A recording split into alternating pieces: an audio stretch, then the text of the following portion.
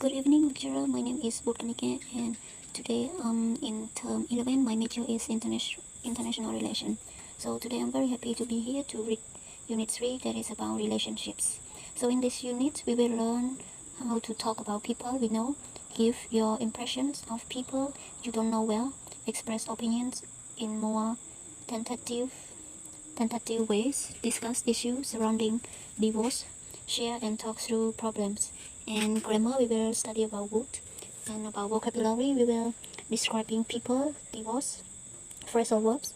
And about reading, the bitter end. And about listening, we will learn about what are they like. And listening, what is relationships. So now let's move to language patterns. Write the sentences in your language. Translate them back into English. Compare your English to the original. He is one of those people who will just never accept they have done anything wrong. She is one of those people who never worry about anything. He is one of those people who are always willing to try new things. About developing conversations, giving your impression. To give your opinion about famous people or about people we haven't met many times, we often use these structures. He or she seems really nice and bright and chatty. He or she strikes me as a bit of a sneaker. He or she comes across as a really decent person. I give the impression, feeling he is or she is very principled. So about share your expression of each person using the structures below. Start with this. For example, so what do you think of? Or what's your expression of? What do you make of? So now let's move to grammar. We will learn about would. We often use would when giving opinions to be polite or because we are uncertain or reluctant to say what we think. It makes our ideas sound more tentative. It's sometimes used with past tense, even when talking about the present. I would say it was worse, if anything, to be honest. Tentative. It was, if anything, more direct. I would have to agree with you on that. I completely agree with you. It's more direct. So now let's move to some vocabularies about divorce. In here, I will read the words in the box.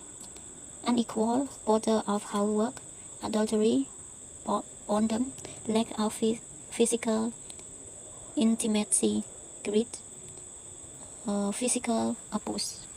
And about grammar, would.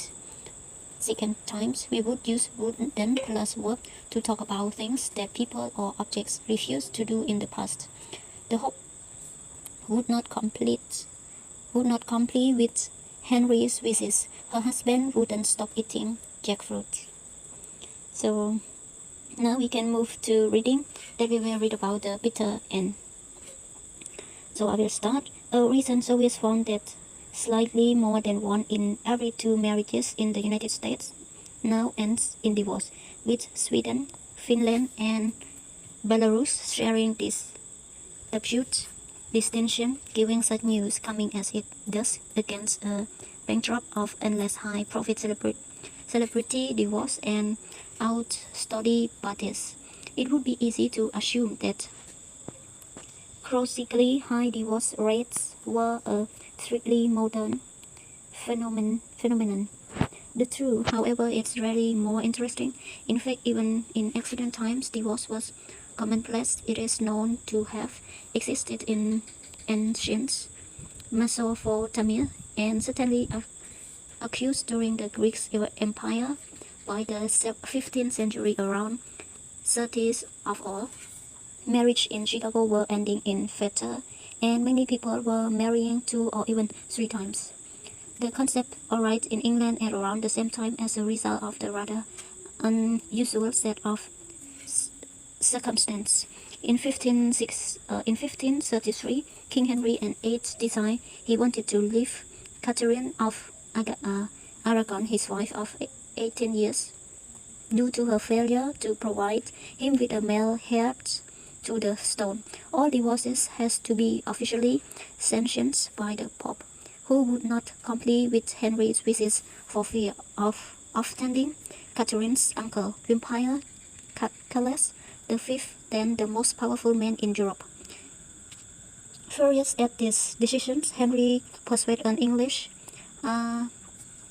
archbishop to grant him his divorce. There were a subsequent quit from the Church of Rome and the Church of England were born. However, it was not until 1857 that ordinary British people, which tend to mean just men, were allowed to file for divorce through a court of law, and even then, the only legal grounds were adultery and cruelty. Nowadays, around 70% of all divorces in the countries are instigated by women, and the groups are much broader and include mature, separate, and unreasonable behavior, which can cover a multitude of sins. Indeed, many believe that divorce has now become too easy and point to the increasing number of divorce filed for ridiculous reasons. There were the English couple who went their separate ways because they would never agree what to watch on TV then.